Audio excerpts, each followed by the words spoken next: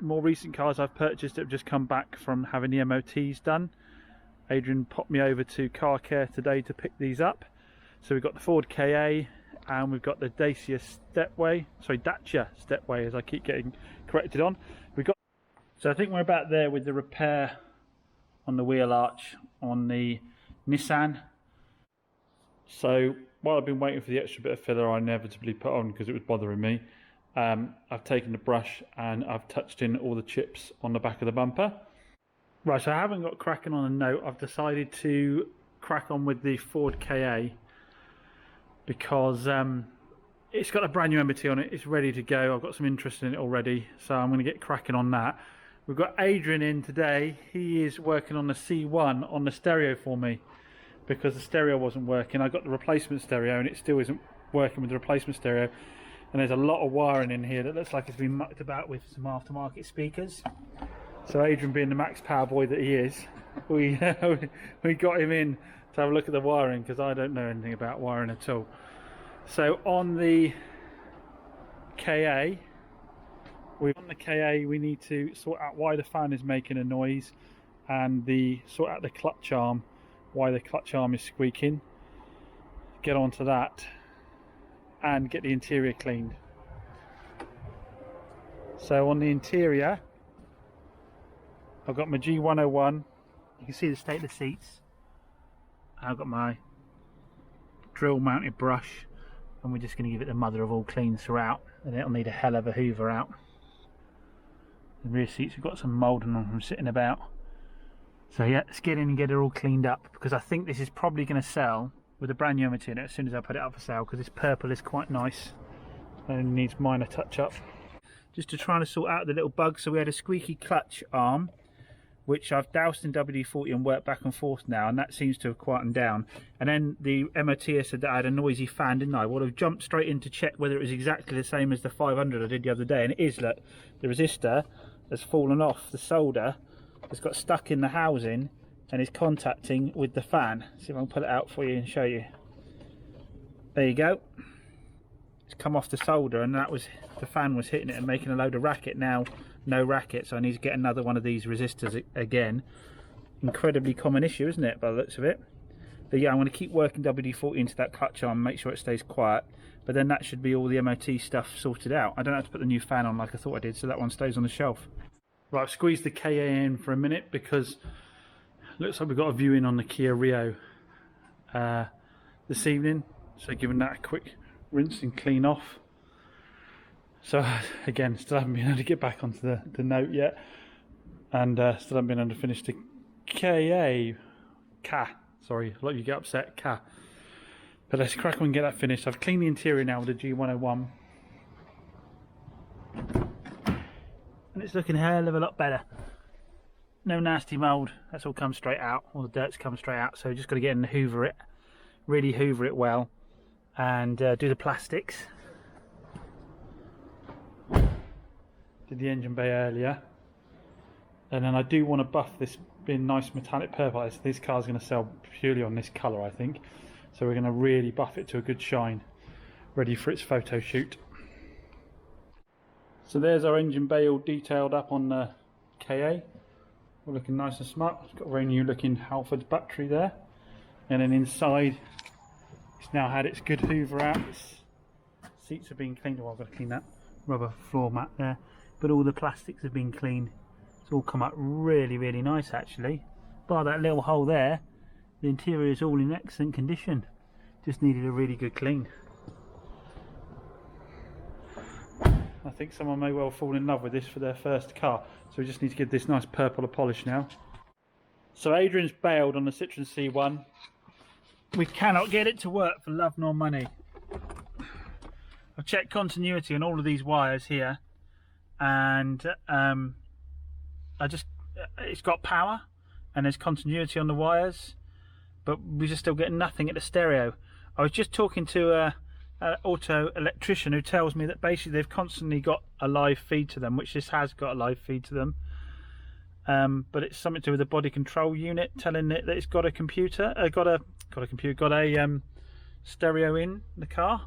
He said if all the wires aren't connected, then you can have a problem.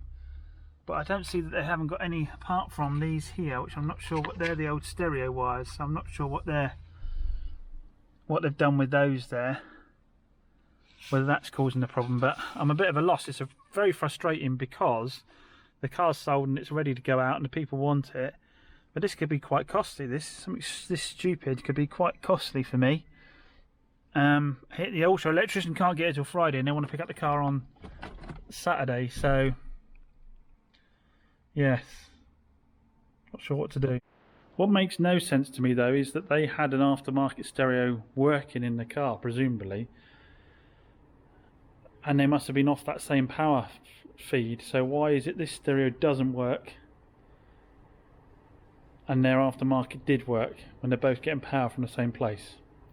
I hate electrics. Give me a broken part, I can see that, and just swap it out. So the key is sold. The gentleman came that said he was going to come tonight. We agreed 95 quid off asking price, so 2,700 rather than 2,795. I was a little bit higher than book on it anyway, so I think that's a fair price for him to pay. I don't think I undersold it and I don't think he overpaid. I think we're about right on the price on that.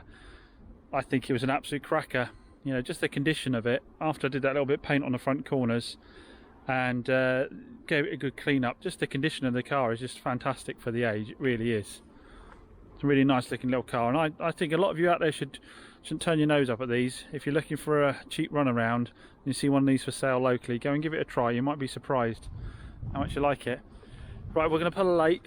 We're going to finish off the the car, so we can get pictures of that in the morning.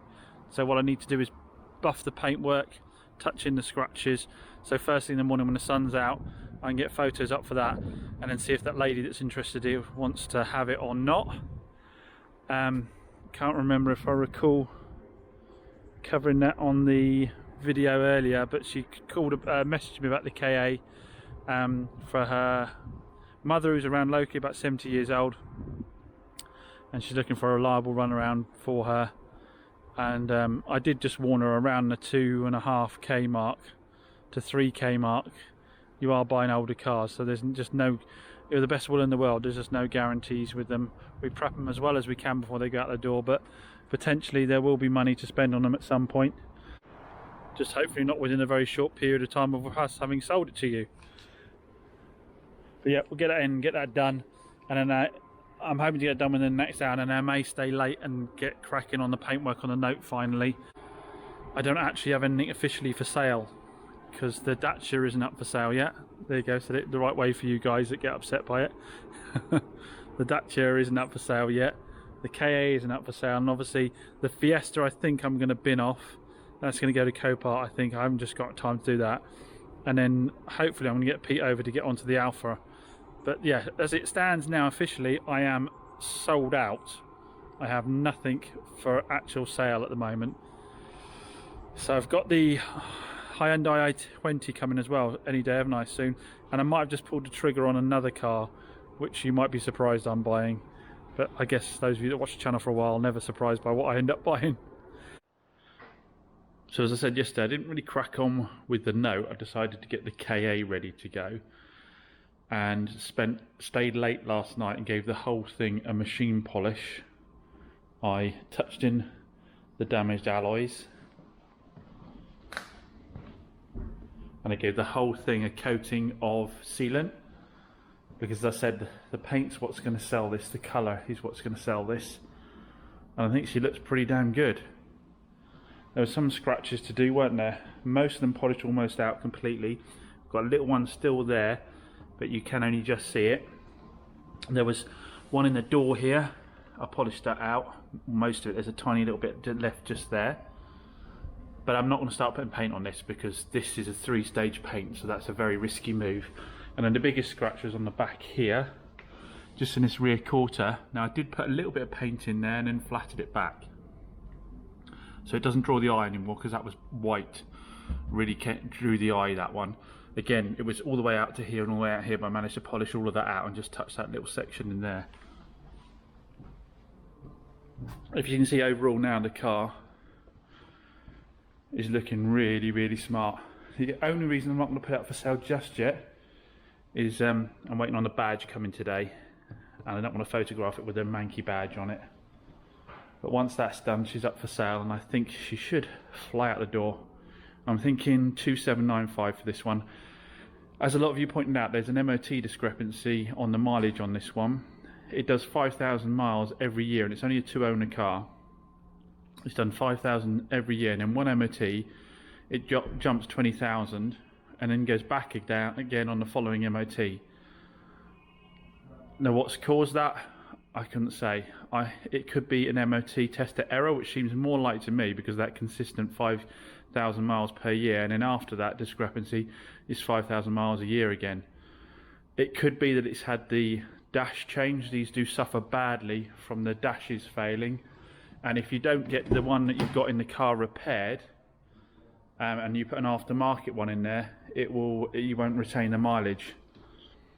I think it's most likely an MOT tester error, like for the reasons I've given, but I'm going to have to advertise it around 80,000 miles rather than 60,000 miles just to protect myself because of that discrepancy. But I still think it's worth every penny of 2795. Brand new MOT. I can't remember if it was advisory free or not. I'll go out and double check, but it was certainly had next to nothing on it if it did have any advisories. We've got new tyres on it, pretty much new tyres all round pretty much. Like I said, a new MOT. It's just had a full machine polish, sealant, and we've done the interior on it as well, haven't we? Dirty footprints from me in there, but the interior's come up really nicely as well. And it had a service. When did it have a service? It had a service in April, I think it was, in the book. So it's all ready to go for the new owner. I think, like I say, someone will fall in love for it for under 3k. Cracking not first car for someone. But I am determined today to get the note finished. I need to get the paint done and then valet the interior and get this up for sale, because everything I've got under 3k is selling pretty much straight away. So I really do need to get this ready so they can wheel in the Dacia then and get on with that. Sorry, Dacia. Get the Dacia stepway in. I set people off, trigger people badly by calling it Dacia. So for the second time in a row, I'm going to have to sign off with this video telling you that you're going to see paint on this next time. But as always, massive thanks for watching, guys. Really do appreciate the support, the comments. If you enjoyed the video, please give it a thumbs up so the algorithm recommends it to somebody else. And if you're not subscribed, which about 60% of you aren't, have a little look down there and click on that subscribe bell so you get notifications when the new videos come out. But again, as always, thanks for all the support. Catch you later.